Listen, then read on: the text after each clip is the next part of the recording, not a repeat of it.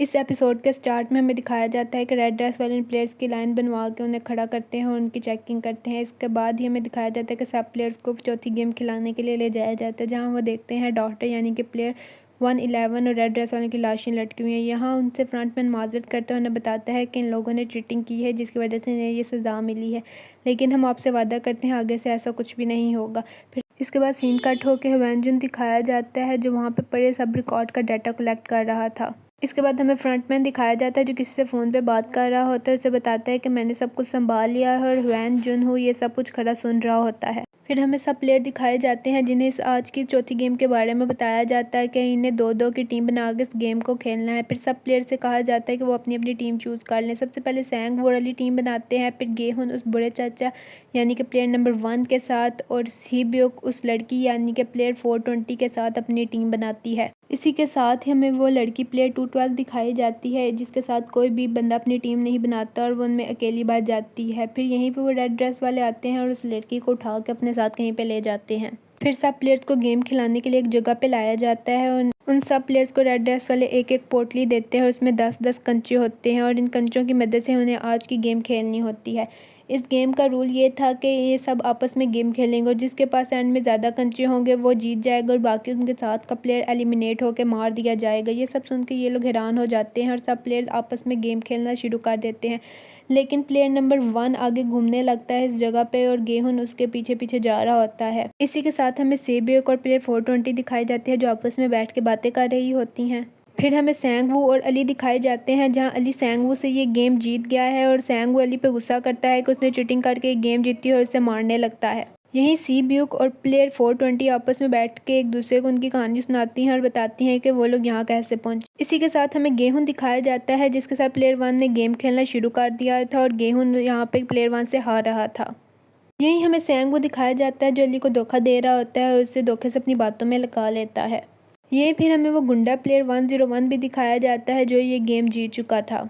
यहाँ सैंग वो होशियारी से अली की पोटली को अपनी पोटली से बदल देता है और उसे गलत पोटली दे देता है। इसी तरफ हम देखते हैं कि गेहुन भी अब उस बुरे चाचे यानी कि प्लेयर नंबर 1 के साथ चीटिंग करता है। सैंग वो ये पोटली रेड ड्रेस वालों को दे के कहता है कि मैं अब जीत गया हूँ। इसी के साथ हमें दिखाया जाता है कि सीब्यूक और प्लेयर 420 ने भी गेम खेलनी शुरू कर दी है। यहाँ अली को पता चल जाता है सैंगवू ने उसके साथ झूठ बोला और चीटिंग की है। यहीं उसके पीछे हमें रेड ड्रेस वाला दिखाया जाता है, जो उसे गोली मार कर एलिमिनेट कर देता है।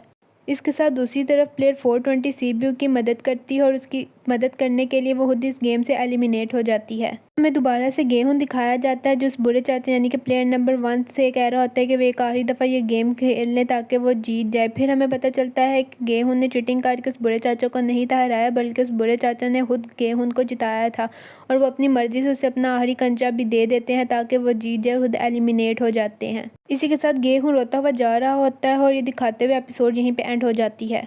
एपिसोड 7 का स्टार्ट अली की लाश को दिखाते हुए होता है, जिसे कॉफिन में बंद कर रहे होते हैं। फिर इसके साथ हमें वो सब प्लेयर्स दिखाए जाते हैं जो ये गेम जीत चुके थे, और वो बड़े से हॉल में वापस आते हैं। वो हॉल में आके देखते हैं कि प्लेयर नंबर 212 पहले से ही वहाँ पे मौजूद है। इसके साथ ही सीन कट होके हमें फ्रंटमैन दिखाया जाता है, जिसे पता चल जाता है कि उसके रूम में कोई मौजूद है। वो ह्वेन जुनहो को हर जगह पर ढूंढता है, मगर वो उसे कहीं पर भी नहीं मिलता। वो उसे ढूंढ ही रहा होता है कि इतने में उसे कॉल आती है कि VIPs आ गए हैं, और वो उसे वहीं पे छोड़ के वहाँ से चला जाता है। फिर हमें एक मांस वाला दिखाया जाता है, जिसको देख के हमें पता चलता है कि ये इस गेम का होस्ट है। इसके बाद कुछ लोग आते हुए दिखाए जाते हैं, जिन्हें देख के हमें पता चलता है कि यही लोग VIPs हैं। फ्रंटमैन आके इनका वेलकम करता है और इनसे माजरत करता है कि होस्ट इनका इस्तकबाल नहीं कर सके। फिर इन्हें अपने साथ कहीं पे ले जाता है। इसी के साथ वैंग जुनहो दिखाया जाता है, जो एक वेटर को मारकर उसके कपड़े पहन लेता है और उसका मास्क पहनकर यहाँ से बाहर निकल जाता है।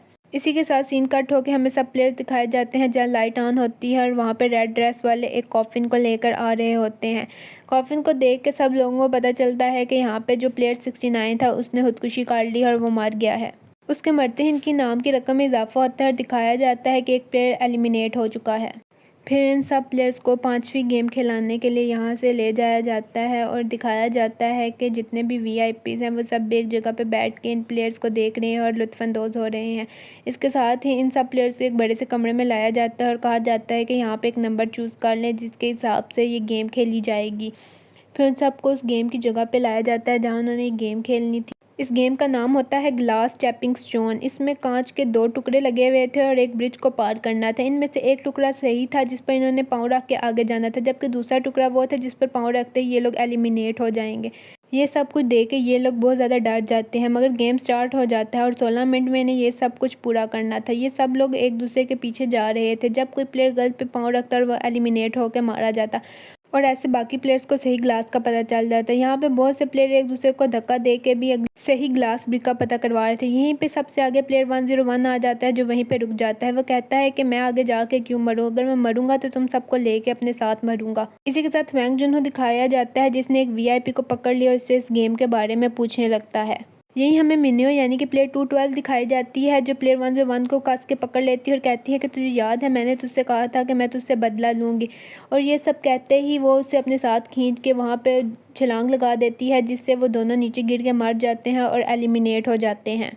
फिर यहीं पे हमें एक प्लेयर दिखाया जाता है जो बाकी प्लेयर्स को बताता है कि उसने कुछ अर्सा ग्लास फैक्ट्री में काम किया है, जिसकी वजह से वो इन दोनों ग्लास को देख के पहचान सकता है कि इनमें से सही वाला कौन सा है। इस सब के बारे में फ्रंटमैन को पता चल जाता है, इसलिए वो यहाँ की लाइट्स ऑफ करवा देता है कि वो ना जान सकें कि असली कांच कौन सा है जिस पे पाँव रख उन्हें आगे जाना है।